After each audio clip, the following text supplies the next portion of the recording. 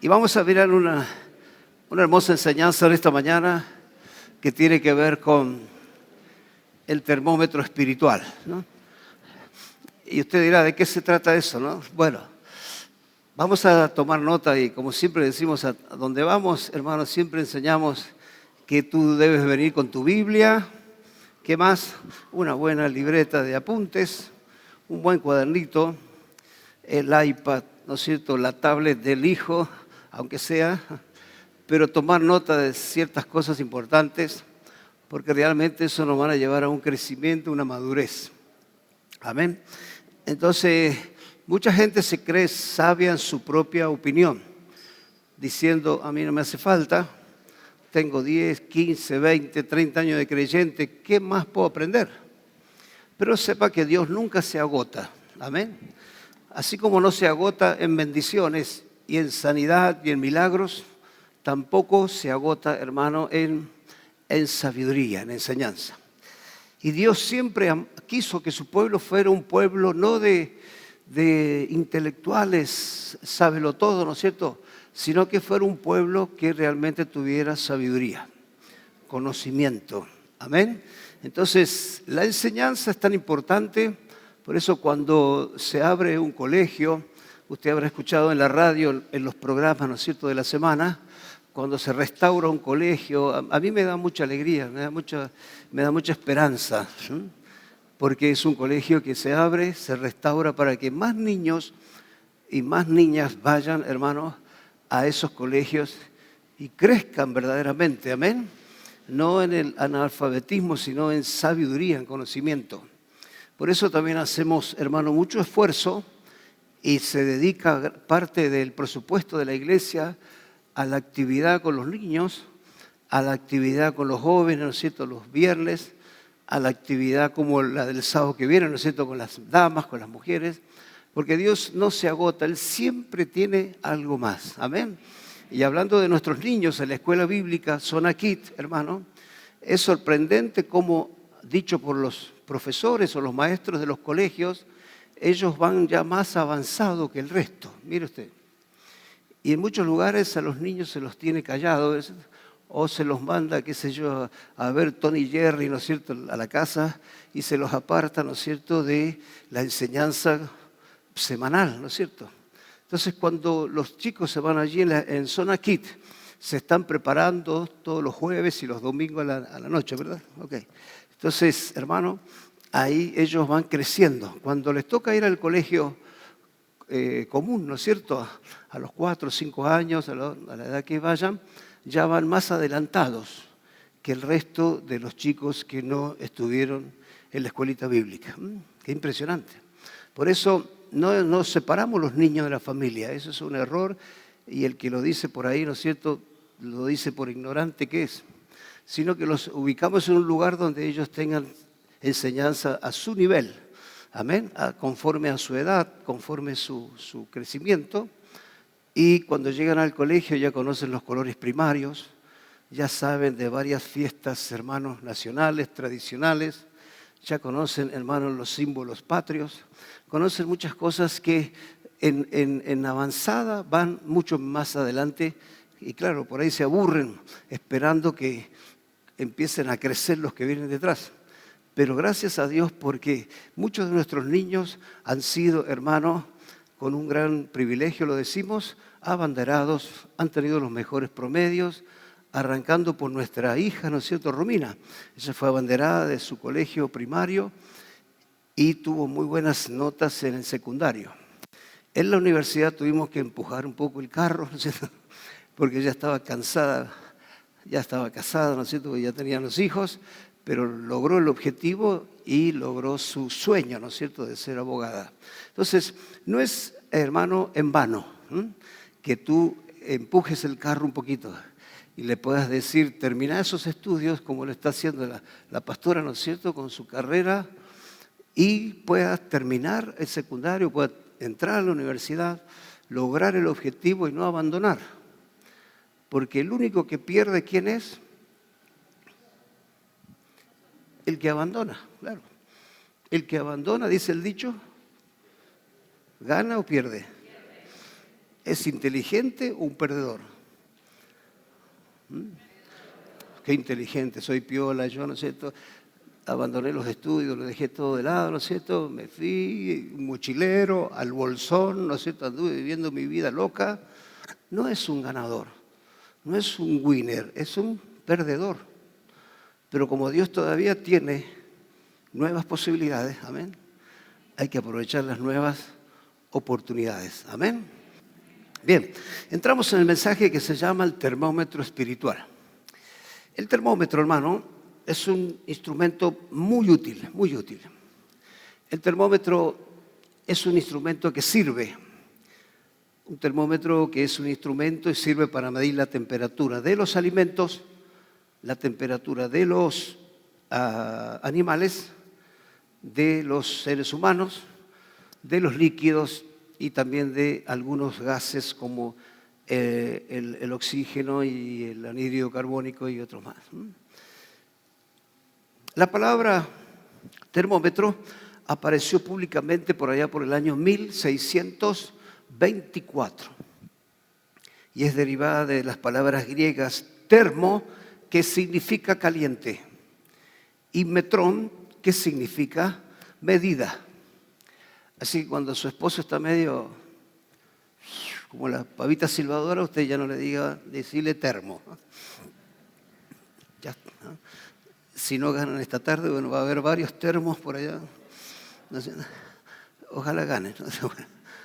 Entonces, termo, esa palabra griega que significa caliente. Metrón es medida. Entonces, el termómetro mide temperaturas.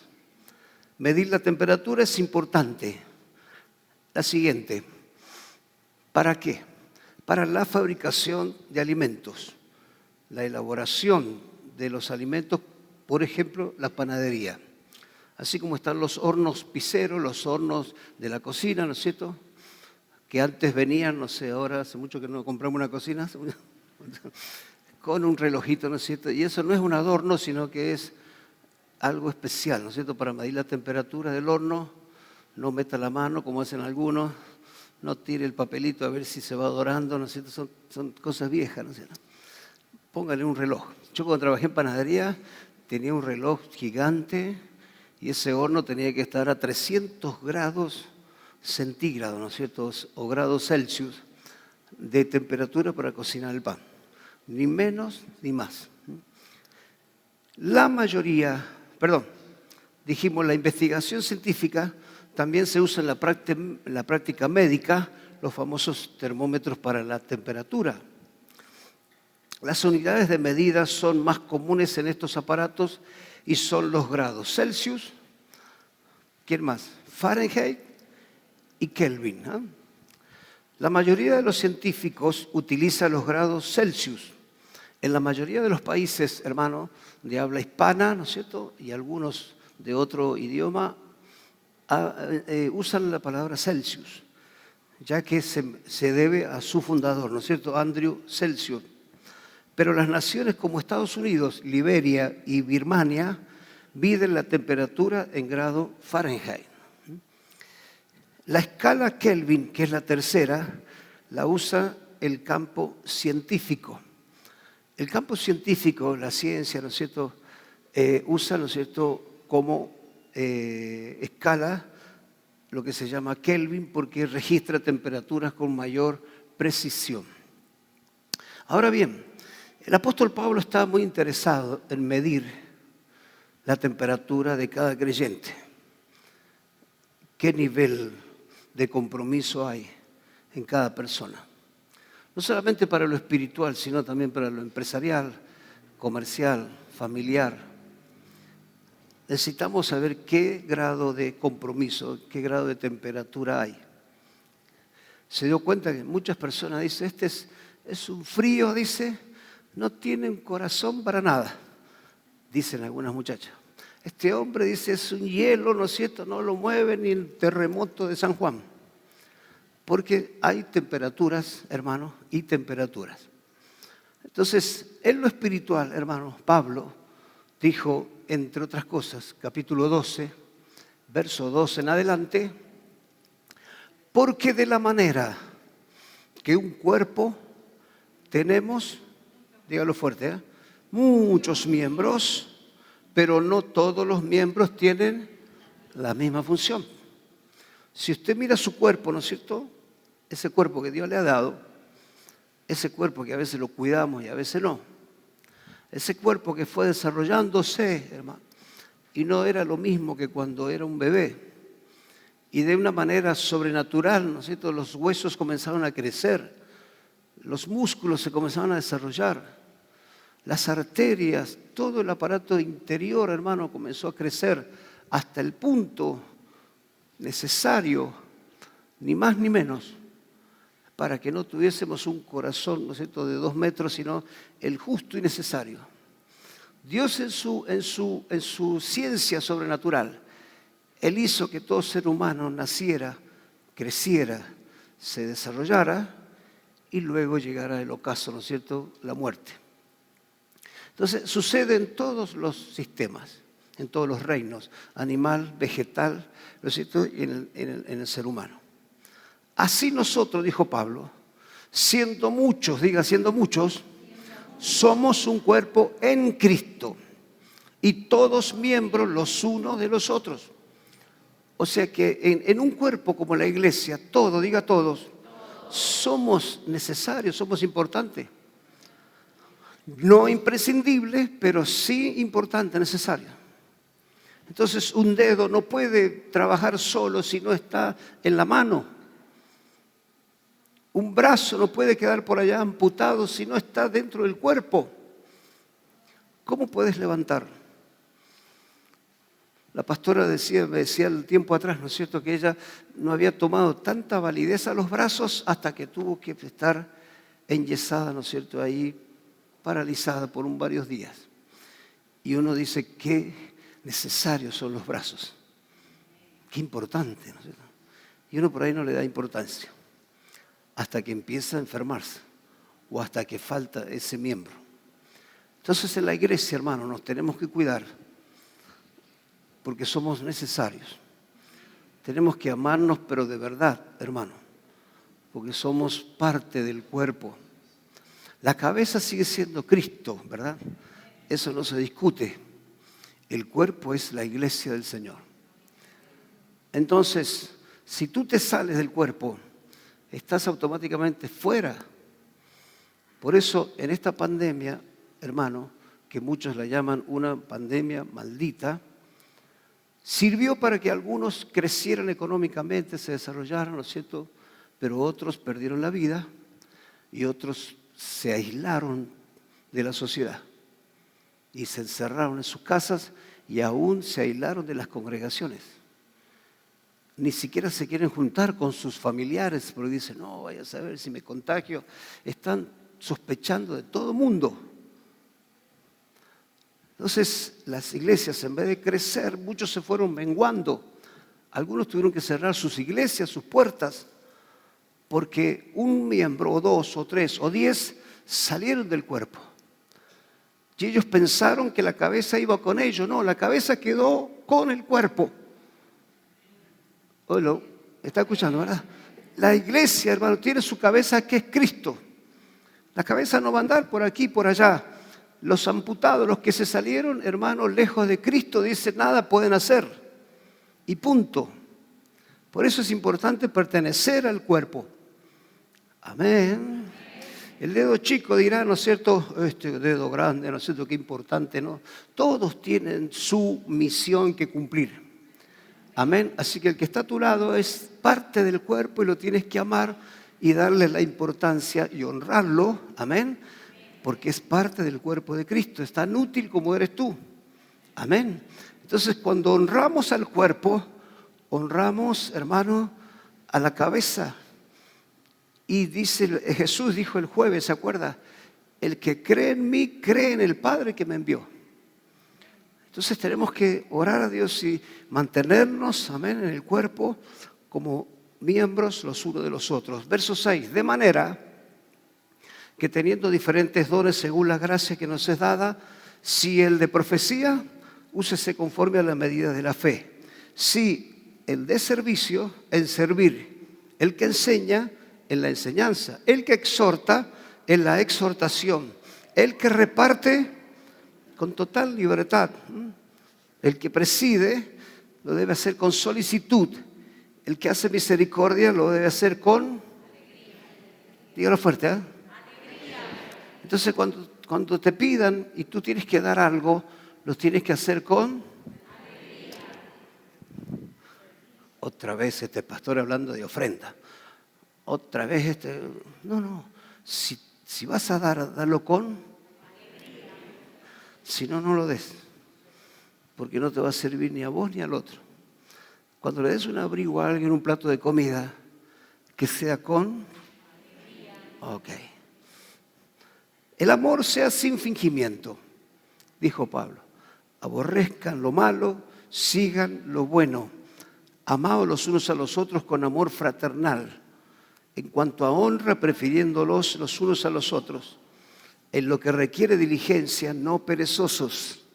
Fervientes en, sirviendo al Señor, gozosos en la esperanza, sufridos en la tribulación, constantes en la oración, compartiendo para las necesidades de los santos, practicando la hospitalidad. Bendecid a los que os persiguen, cosa seria, ¿no? Usted no sabe lo que me hizo mi cuñada. Bueno, hay que bendecirlo también. Un solo amén, gloria a Dios. Bendecí a los que persiguen, bendecí y no, o una cosa o la otra. ¿Se acuerda cuando el mismo apóstol dijo, de un surtidor no puede salir agua dulce o salada? O es una o es la otra. Amén. De los labios no pueden salir bendición y maldición. Una de dos. Tenemos que decidirnos. Del verso 11 al 14, aquí está el termómetro, hermano, espiritual. Lo leemos de vuelta todos juntos. Acompáñenme. En lo que requiere diligencia, no perezosos. Acompáñenme, vamos fuerte. Fervientes en espíritu, sirviendo a ¿quién? Gozosos en la esperanza, sufridos en la tribulación, pero constantes en la oración, compartiendo para las necesidades de los santos, practicando la hospitalidad, bendiciendo hermanos los que persiguen, bendecir y no maldecir. Wow. Siguiente. Hoy vamos a ver, hermano, el termómetro espiritual. Recién vimos, ¿no es cierto?, termómetros de todo tipo, Pero el termómetro espiritual es tan importante que lo revisemos cada tanto. No dé por sentado que usted está ya a la diestra de Dios. No, tienes que chequear cada día cómo va esa relación con Dios. Amén. Debemos ser, no es si podemos, sino que debemos ser. Diga conmigo, debo ser, ¿no? Para luego hacer. No podemos hacer si no hay una formación. Imagínese un médico que se anime, ¿no es cierto? Dice, voy a operar, dice. Aunque no fui a la universidad, no entiendo nada, pero sé que con un bisturí. Primero tengo que ser para luego hacer. Un conductor, ¿no es cierto?, profesional, tiene que sacar su carné como corresponde y no por acomodo, ¿no es cierto?, con coima. En cualquier profesión tenemos que tener la formación suficiente para luego hacer. Amén. Entonces mucha gente se apura. Ayer hablábamos con el pastor José, ¿no es cierto?, que José Navarrete, que vino, trajo su mercadería. Estuvimos en la radio un buen tiempo, un buen amigo. Estuvimos charlando después como media hora así solos. Y me decía Miguel, es impresionante la cantidad de gente que no espera el tiempo de Dios. Viene un profeta descolgado de no sé dónde y le dice, Miguelito, prepárate que te vas al Congo. Y Miguelito, como está desesperado, ahí nomás arma el bolso y dice, Dios me dijo que me fuera al Congo. Pero no espera el tiempo de Dios, no sabe cuándo va a ser la hora. no se prepara Miguelito para hablar el idioma de lo de Congo, no conoce la cultura del Congo, no sabe qué comen en ese lugar, no sabe cómo viven en ese lugar, pero él está apurado por agarrar el bolso y tomarse el palo. Entonces hay mucha gente que no espera el tiempo de Dios y cree que ya puede ser pastor, piensa que ya puede ser un líder, piensa que ya puede ser un jefe de familia. Total, voy al altar, me pongo un anillo, acá ya está listo y nos vamos de luna de miel y chao. Y no tiene ningún tipo de formación para iniciar una familia. Y la familia no se inicia, hermano, por azar, por suerte, hay que prepararse. En todo te tienes que preparar, dejar que te formen para luego hacer.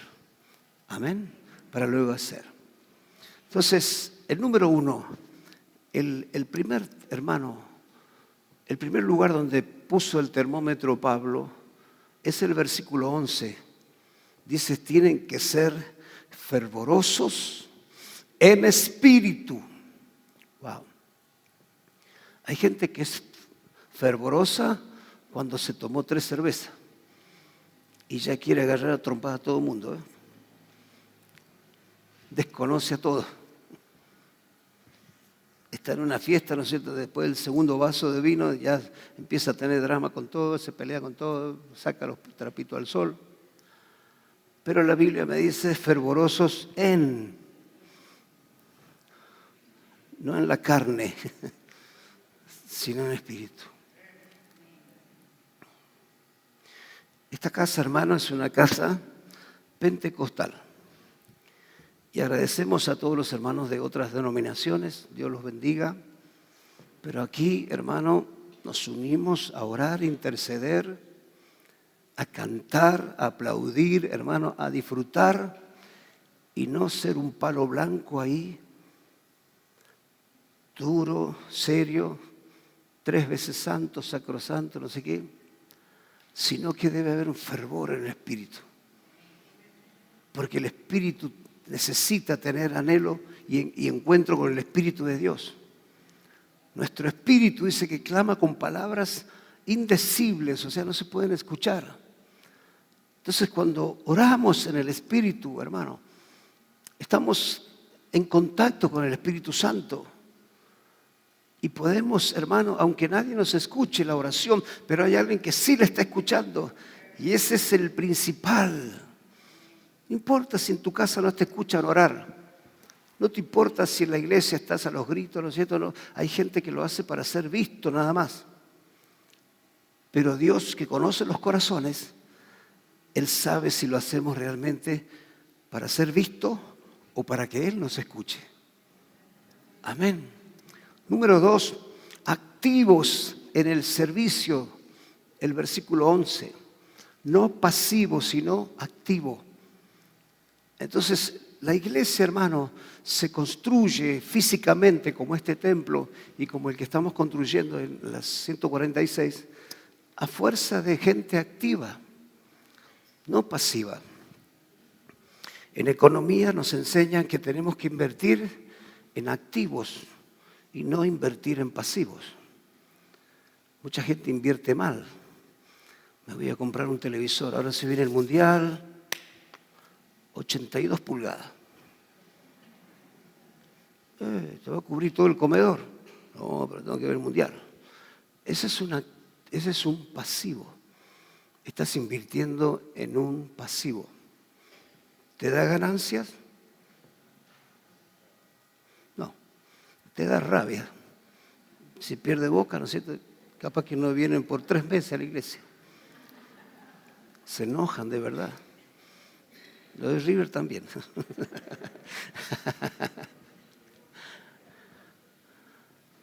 En cambio, si ese mismo dinero, es decir, me voy a comprar un taxi, estás invirtiendo en un activo.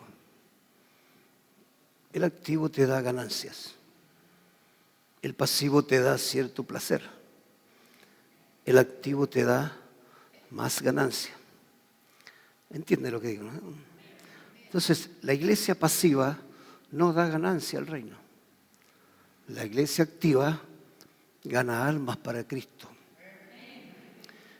El pasivo, hermano, es el que cumple, viene, se sienta, da 3 gloria a Dios, 4 aleluya, 5 amén, y se vuelve a su casa. Pero no gana a nadie para Cristo. No le habla a nadie de Dios. No está sembrando la palabra en ningún corazón. Es impresionante, hermano, la gente cómo está hoy, la gran mayoría, receptivos a escuchar algo diferente. Porque están hartos de los miércoles politiqueros en todos los canales de televisión. Están hartos de las noticias, siempre las malas, siempre la misma pálida, siempre las noticias amargas, tristes, son las que más venden, son las que más se escuchan. Quieren escuchar algo diferente. Y cuando alguien habla diferente, la gente está ahí esperando, hermano, porque están esperando como en la época de la antigüedad, los griegos y los hebreos. Los griegos tenían mucho conocimiento, tenían realmente una mentalidad, una cultura impresionante. Los hebreos estaban ahí, hermano, empezando recién. Entonces, en los lugares, hermano, hebreos, estaba Jehová Dios y era algo glorioso. En otros lugares, hermano, no estaba Dios. Estaba la diosa de la fertilidad, la diosa de la luna, el dios sol, el dios. Entonces, ellos tenían un espacio ahí que decía al Dios no conocido. Y Pablo, hermano, ni lerdo ni perezoso, le dijo: yo vengo a hablarles de ese que ustedes no conocen, ese que realmente les va a cambiar la vida. Mucha gente puede tener muchos dioses en su casa. De hecho, que hay muchos ídolos, ¿verdad? En Argentina debemos ser el país más idólatra de toda Sudamérica. Entonces ellos quieren escuchar algo diferente. A ese Dios que no conoces, de ese Dios yo te vengo a hablar. Ese Dios te va a levantar, te va a libertar, te va a fortalecer. Ese Dios va a abrir puertas, nadie las va a poder cerrar. ¿Se da cuenta? Activos en el servicio. 3, cuando se habla de esperanza, hermano, y esperar, tiene que ser algo que te mantenga expectante, alegre. Amén. Usted ha visto que hay una estatua conocida mundialmente, ¿no es cierto?, donde está el pensador ahí en la plaza. Capital Federal, ¿no es cierto?, en Italia y en muchos países. El famoso pensador. Y yo el otro día lo encontré en una búsqueda y dije: qué cara de amargado tiene este hombre. Esperando, pero estás... ¿Cómo estás, hermanito? Acá estábamos esperando en el Señor. Una amargura, hermano. El hecho de esperar tiene que ser expectante. Es decir, en cualquier momento, aleluya. Si no es hoy, esta tarde. Si no es esta tarde, esta noche. Si no es esta noche, mañana. Pero Dios va a venir. Dios nos va a bendecir. Dios me va a sorprender. Y si tú estás con esa expectativa, hermano, hay alegría. Estás contagiando a otros diciendo: la espera no tiene que desesperar. En la espera, dice el dicho popular, muchos se desesperan, se amargan, se ponen mal. Pero Pablo dice: el termómetro de la esperanza es la alegría. ¿Cómo estamos? ¿Estamos por arriba o por abajo? En el termómetro Celsius, hermano, de 0 grados para abajo, todo se congela. De 100 grados hacia arriba, el agua empieza a hervir, ¿no es cierto? En la pava, en la cacerola. Entonces tú tienes que medir: ¿cómo estoy en la esperanza? ¿Estoy triste, estoy amargado? ¿O estoy alegre, estoy expectante? Y mientras espero, voy haciendo otras cosas. No me deprimo, me tiro en la cama y esperar que venga la noticia. No, sino que puedo ir aprovechando el tiempo, hago otras cosas mientras espero el milagro que viene de parte de Dios. Activos, amén, en el servicio, alegres en la esperanza y pacientes, número 4, en la tribulación. Cuando Pablo, hermano, dijo, yo lo pude comprobar personalmente, cuando Pablo dijo: esta leve tribulación momentánea va a pasar. Y eso es un ataque al hígado para el diablo. Esa es una patada al hígado para el enemigo. Cuando el tipo ve que vos estás en tribulación, el tipo se goza, te habla al oído y dice, ¿y dónde está tu Dios? Y no es que Dios es tan grande. Mira por dónde estás pasando. Mira por la que estás pasando. Pero el que sabe que es una leve tribulación momentánea, dice, es verdad. Hoy estoy aquí, pero mañana voy a estar allá. Hoy estoy pasando un momento de crisis, pero mañana voy a estar contando mi testimonio de gloria. Aleluya. Hoy estoy solito acá en la iglesia, pero mañana van a estar mis familiares, mis hermanos. Aleluya. Una leve tribulación momentánea. Amén. Número 5. En el verso 2 se habla de perseverar en la oración. Perseverar en la oración. Muchas veces hemos tenido que conversar en la oficina, tanto la pastora como yo, con miles de personas. Imagínense, en 30 años pasaron por la oficina millones. Entonces, muchos hermanos no perseveran en la oración. La gran mayoría dice, no, pastor, ya oré por mi marido. ¿Cuándo? A ver, déjeme pensar. Creo que fue el año 95, 90. Ya Dios guardó esa oración en los archivos. Tenemos que perseverar. Hoy, mañana, pasado. Grandes hombres de Dios fueron ganados a causa de la oración. Mi pastor no se congregaba en la iglesia, pero mi suegra, la pastora, iba con ellas, que eran muy chiquitas, a la casa del Señor. Y un día le dijo, pastor, ¿cómo hago para ganar a mi esposo? ¿Sabe qué le dijo el pastor? Ore, hermana. Él pensó que le iba a tirar una receta mágica, ¿no es cierto? Abracadabra, ¡pum!, pata de cabra, no. Ore, hermano. Pasó como un mes. Pastor, ¿no hay otra cosa para hacer? No hay otra cosa.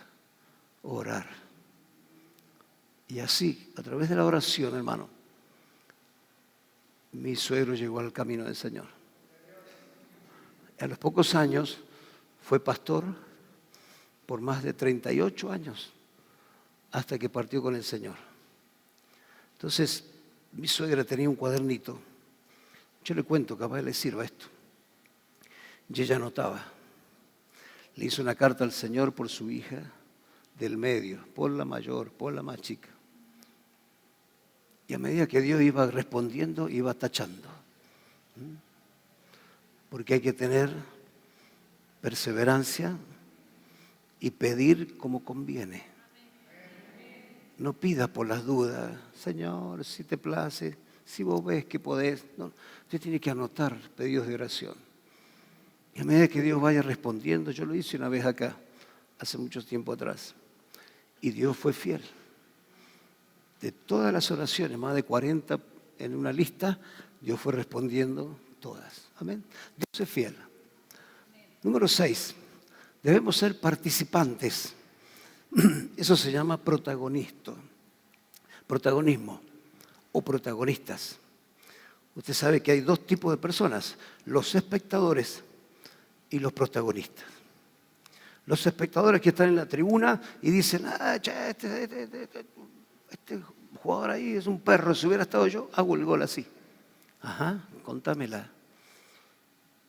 Pero no estabas ahí, estabas acá, en la tribuna, imaginando que vos podías hacer mejor el trabajo que el que está en la cancha. ¿Me entiendes lo que digo? Entonces, muchas veces los tribuneros miran al pastor trabajar, a la pastora, a los hermanos activos, y ellos opinan, ¿no es cierto?, que pueden hacer mejor la tarea. Y se cumple ese viejo principio que pasa en todos lados. El que menos hace es el que más opina. Y el que menos da es el que más critica. Y ese principio se cumple, hermano, en todo el mundo. Bajo cualquier idioma, el ser humano es el mismo. Entonces, tenemos que ser protagonistas, participantes. Es decir, el pastor nos lleva para allá, gloria a Dios, para allá vamos. Tenemos que hacer aquel trabajo, vamos para allá. Tenemos que hacer esto otro, aquí estamos. Protagonistas, no tribuneros. no gente que esté de espectador. Entonces tiene que ser protagonista, hermano, en este tiempo. Dios dijo que esta casa entró en una nueva temporada. Tú tienes que ser protagonista de esta nueva temporada. ¿Está entendiendo? La mitad sí, la otra mitad no. Pero tú tienes que ser protagonista diciendo, Señor, yo voy a ser una persona que persevere, activo en el servicio, que debo participar en la necesidad y debo bendecir a otros por último, siempre. Amén. Porque aquí también se cumple, hermano, la ley de la siembra y la cosecha. No sea que un día tú necesites y al no haber sembrado nada, nada vas a cosechar.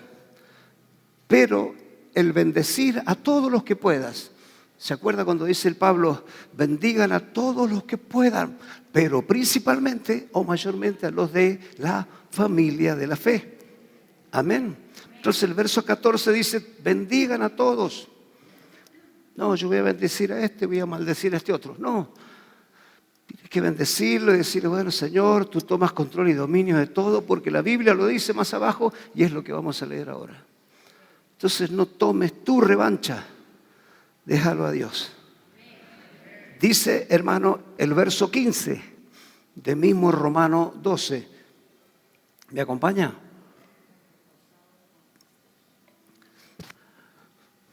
Pablo ahí con el termómetro espiritual dice, gócense con los que se gozan. Ríanse con los que ríen, pero lloren también con los que están llorando. Amén. No se rían de los que lloran. Tampoco lloren, ¿no es cierto?, por aquellos que están alegres. Hay gente que llora, pero de envidia. Entonces, verso 16. Unánimes entre vosotros, no altivos, sino asociándonos con los humildes. No seáis sabios, dice ahí, ¿ve?, en vuestra propia opinión. Wow. Verso 17, no paguéis a nadie mal por mal, procurad lo bueno delante de todos los hombres. Si es posible, dijo Pablo, mire qué tremendo, si es posible, en cuanto dependa de vosotros, ¿qué dice? Estad en paz con todos los hombres, ¿no es cierto? Por supuesto que las mujeres también, en el sentido generalizado. No os venguéis vosotros mismos, amados míos, sino dejad lugar ¿a quién? A la ira de Dios, porque escrito está, dijo Dios, : mía es la venganza, dice, yo pagaré, dice el Señor. Amén. Entonces, no tome venganza. Yo sé que a veces usted ha estado como Rambo, con el cuchillo entre los dientes, ¿no? A esta tipa la voy a agarrar con el cuello. Y ya hace el ruidito del cuello, ¿no? Déjelo a Dios, hermano. Déjelo a Dios. Hay hombres que se envalentonan, ¿no es cierto? Dice, le di 3 fierrazos en la cabeza. Va como... Déjelo a Dios. Yo pagaré, dice Dios. Él retribuye y Él recompensa. Suena parecido, pero son diferentes.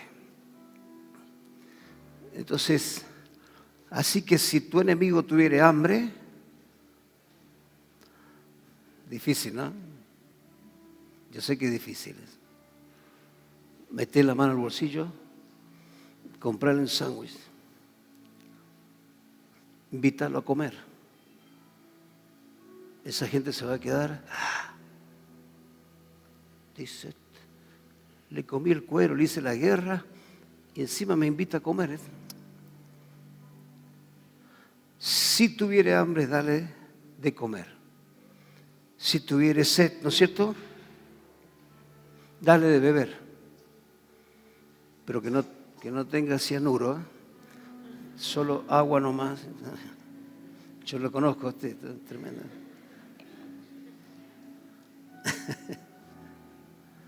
Haciendo esto, mire lo que dice, haciendo esto.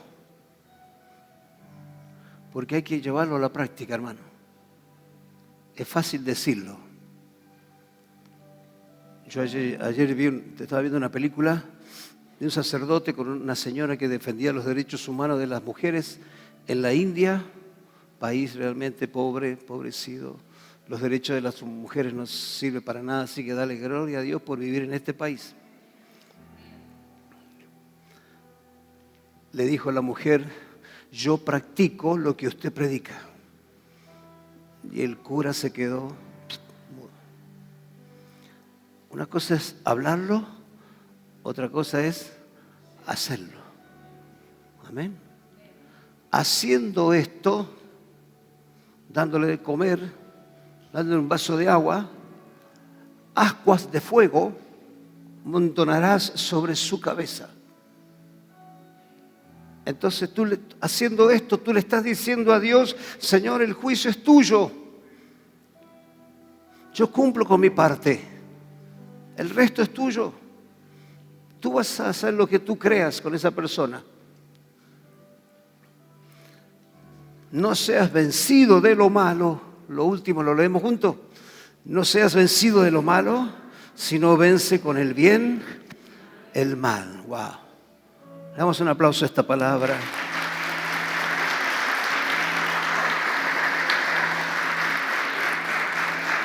Amén.